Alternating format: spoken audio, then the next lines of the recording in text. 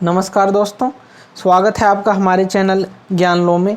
आज हम बात करेंगे मस्कुलर टिश्यू के बारे में। तो मस्कुलर टिश्यू है, बहुत ही आसान है। ये जो टिश्यू होता है तो इसके बारे में आप जानते भी होंगे। मस्कुलर, अब देखिए आप सीधा इसको रिलेट कर सकते हैं अपने मसल्स के साथ। आप कोई एक्सरसाइज करते हैं, आप कोई काम करते हैं, आप कोई चीज़ उठाते हैं, तो सारी जगह जो है आपकी मसल की फोर्स लगती है। तो मस्कुलर टिश्यू क्या है? ये हमारा एलोंगेटेड सेल्स के साथ होता है और इसको आप मसल फाइबर भी बोलते हैं। यानी कि मसल के अंदर जो फाइबर है एक तरह का, वो भी आप इसको बोल सकते हैं कि मसल फाइबर के नाम से भी आप जानते हैं। और इसके अंदर सेल्स जो होती हैं एलोंगेटेड होती हैं, यानी कि लंबी लंबी सेल्स होती हैं इसके अंदर। और ये किसके लिए रिस्पॉन्सिबल है? जैसे कि हमने बात की, ये मूवमेंट ऑफ आवर बॉडी, यानी कि बॉडी की मूवमेंट करनी हो, कोई चीज़ उठानी हो, कोई चीज़ अगर हमें चलना भी है, मान लीजिए उठना बैठना भी है, तो हमें क्या करना पड़ेगा? मसल्स की हेल्प लेनी पड़ेगी, जो हमारी बॉडी के अंदर मसल्स हैं। तो इसी तरह कोई भी एनिमल भी है तो वो भी जो है मस्कुलर फोर्स के हिसाब से ही वो फोर्स जो है लगाता है, वजन उठाता है या चलता फिरता है। तो ये रिस्पॉन्सिबल होता है मूवमेंट ऑफ आवर बॉडी।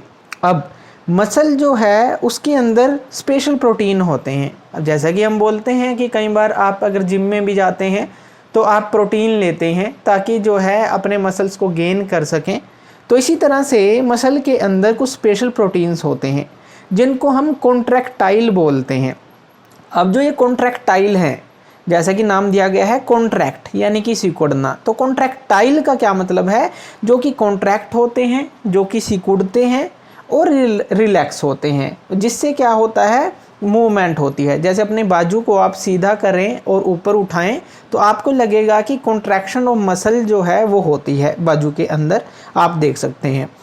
तो कॉन्ट्रैक्टाइल जो है स्पेशल प्रोटीन होते हैं इसके अंदर, और जो कॉन्ट्रैक्टाइल है इसमें क्या होता है? जो कॉन्ट्रैक्ट और रिलैक्स करता है और जो मूवमेंट का कारण होता है। अब देखिए कुछ मसल जो हैं उनको हम कॉन्शियस विल से मूव कर सकते हैं। कॉन्शियस विल क्या है? देखिए हमारे पास दो तरह के दिमाग है, कॉन्शियस माइंड और अनकॉन्शियस माइंड, जिसको हम बोलते हैं, या चेतन मन और अवचेतन मन आप इसको कह सकते हैं। कॉन्शियस विल क्या है? कि अपनी चेतना की अवस्था में, जैसे आप कोई काम कर रहे हैं, कोई आपको बाजू हिलानी है, कुछ उठाना है, आपको चलना है, सब जो है कॉन्शियस विल के कारण होगा।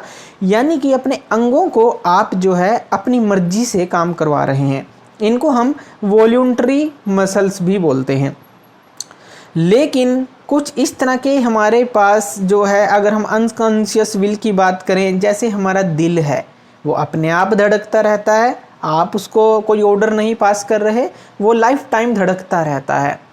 तो ये अपने आप प्रोसेस होती है। पेट के अंदर खाना पचता है, अंदर जो कॉन्ट्रैक्शन रिलैक्सेशन होती है खुद होती है। इसमें कोई भी आपको इसको ऑर्डर नहीं देना। आपकी पलकें जो हैं खुद जो है काम करती हैं, बंद होती हैं, खुलती हैं। तो यहाँ पर भी जो है आप कोई ऑर्डर नहीं देते, खुद होता है। तो इस तरह से अनकॉन्शियस विल के साथ भी बॉडी के बहुत सारे फंक्शन चलते हैं। अब बात कर लेते हैं स्केलेटल मसल की। जैसे स्केलेटल का मतलब क्या है? जैसे स्केलेटन होता है जो कि हमारी बॉडी का फ्रेम है हड्डियों का, तो स्केलेटल मसल क्या है? ये हमारी बोन से अटैच रहते हैं, मोस्टली अटैच टू बोन्स। यानी कि स्केलेटल मसल जो हैं हमारी बोन से अटैच रहते हैं और बॉडी की मूवमेंट में हेल्प करते हैं, तो उनको हम स्केलेटल मसल बोल देते हैं। एक सिंपल सी परिभाषा है इसकी। उसके बाद स्ट्रिएटेड मसल कौन से होते हैं? अब जो स्ट्रिएटेड का क्या मतलब है? देखिए जब भी आप अब देखिए मसल्स तो बहुत तरह के हैं हमारी बॉडी के अंदर। स्ट्रिएटेड मसल एक नाम दिया गया है। जब आप कुछ मसल को अंडर माइक्रोस्कोप ऑब्जर्व करते हैं, यानी कि माइक्रोस्कोप के अंदर जब आप देखते हैं तो मसल्स जो है कुछ लाइट और डार्क बैंड्स दिखाता है, जैसे कि हमने यहाँ पे ये दिखाया है। तो यहाँ पे क्या होता है? लाइट्स और जो डार्क जो है बैंड दिखाता है। जैसे कुछ जो इसका डार्क होता है हिस्सा, कुछ लाइट होता है, तो इस तरह के बैंड्स दिखाता है।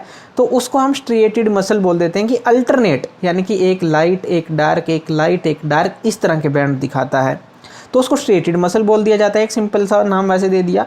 और ये जो टिश्यू होता है लॉन्ग होता है, जैसे हमने यहाँ पे बनाया, लंबा होता है, सिलेंड्रिकल, सिलेंडर टाइप का होता है, अनब्रांच्ड होता है, यानी कि इसकी कोई ब्रांच निकली नहीं होती, और मल्टी न्यूक्लिएट होता है। मल्टी न्यूक्लिएट यानी इसके अंदर काफ़ी न्यूक्लियस होते हैं।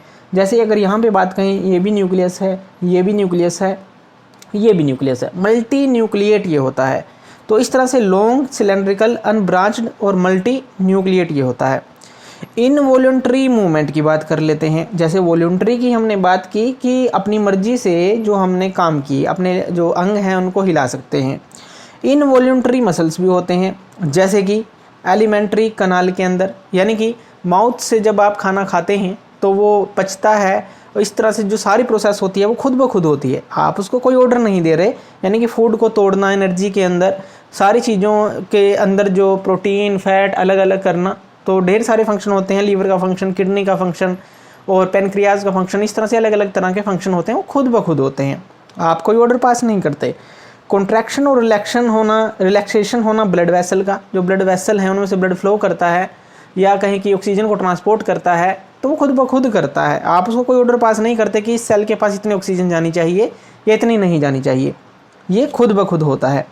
आप अपनी आइज़ को ले लीजिए, जैसे कि हमने बात की थी, इरीज़ को ले लीजिए, जो आइज़ के अंदर इरीज़ है उनको ले लीजिए, और जो यूटेरस है इसके आप इसको पढ़ चुके हैं, यूटेटर्स है, और ब्रोंची ऑफ लंग्स है, यानी कि लंग्स का जो काम है, तो वो भी आप देख सकते हैं। जब आप सांस लेते हैं आपकी जो चेस्ट है जो एक्सपेंड होती है, कॉन्ट्रैक्ट होती है, इस तरह से वो भी जो है आप सांस लेते हैं तो ऑटोमेटिकली ये सब चलता है।